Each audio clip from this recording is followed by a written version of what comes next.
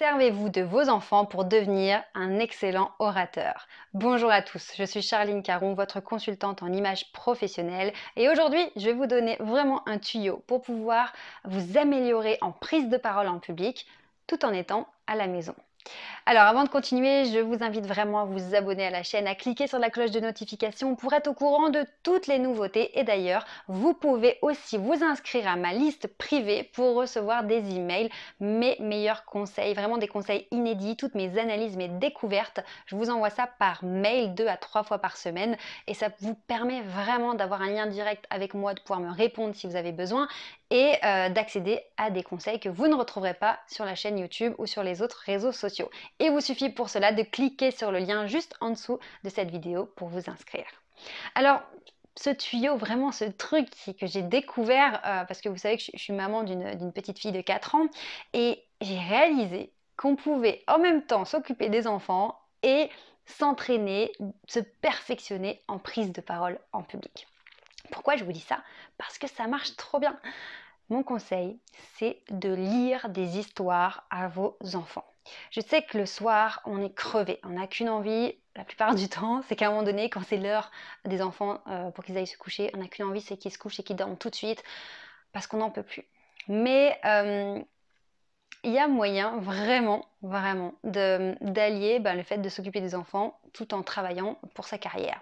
Ça paraît dingue, mais totalement. Lorsque vous racontez des histoires, vous allez pouvoir en même temps faire trop plaisir à vos enfants, parce qu'ils adorent ça, et vous découvrir de nouvelles capacités et de les travailler. Et c'est juste incroyable comme ça vous permet de progresser. Vous savez à quel point les enfants adorent les histoires avec l'intonation, avec la grosse voix du méchant, la petite voix du petit écureuil, plein de petites choses comme ça qui vont les transporter dans d'autres univers et les aider aussi à lâcher prise pour pouvoir s'endormir sereinement. Donc là, vraiment, éclatez-vous.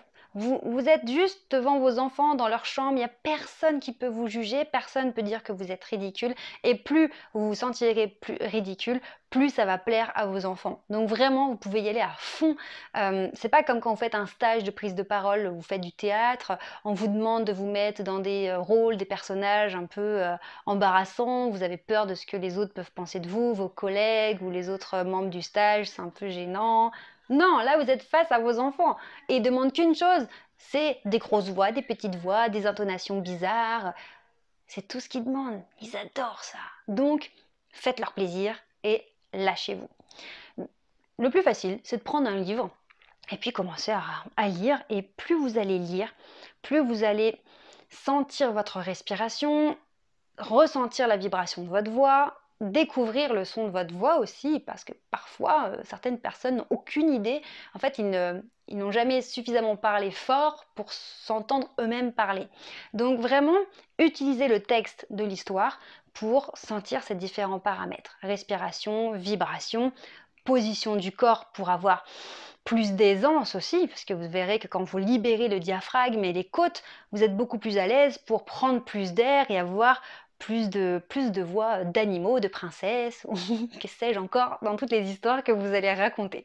Donc, vraiment, partez à la découverte de votre voix, de votre corps, lorsque vous lisez une histoire. Et vous allez voir que plus vous en faites des caisses, plus les enfants adorent. Donc vraiment, ne vous limitez pas. Au-delà de ça, vous pouvez faire encore plus fort pour devenir un excellent orateur.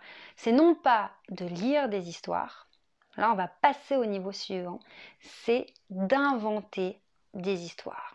Oui, vous allez inventer vos propres histoires. Alors l'idée, c'est pas de passer 3 heures à inventer une histoire pour après la raconter. Non, l'idée, c'est encore plus dingue, c'est de vous poser avec vos enfants, de leur demander un thème, une idée, un personnage. Est-ce qu'on parle d'un petit garçon? Est-ce qu'on parle d'une coccinelle? Et de vous lancer comme ça dans un récit, dans une histoire.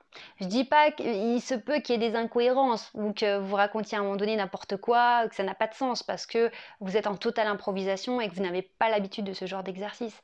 Mais les enfants s'en foutent. Et puis vous êtes juste avec vos enfants, donc c'est pas grave. Vraiment le truc c'est d'oser se lancer.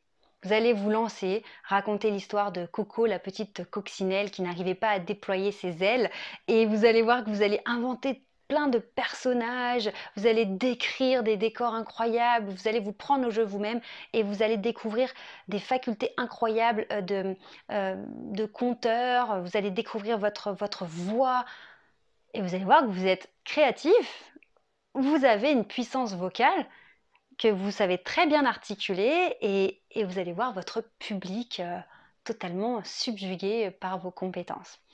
Je vous assure que quand vous êtes capable de faire ça en privé, que vous prenez l'habitude plusieurs fois dans la semaine de raconter des histoires, de lire des histoires, de déployer toutes vos compétences, vos capacités d'orateur et au niveau de la voix, ça va vraiment vous aider dans votre quotidien. Parce que votre cerveau saura de quoi vous êtes capable. Et finalement, vous vous exprimez devant un groupe, vous exprimez en réunion, dans une présentation de clients.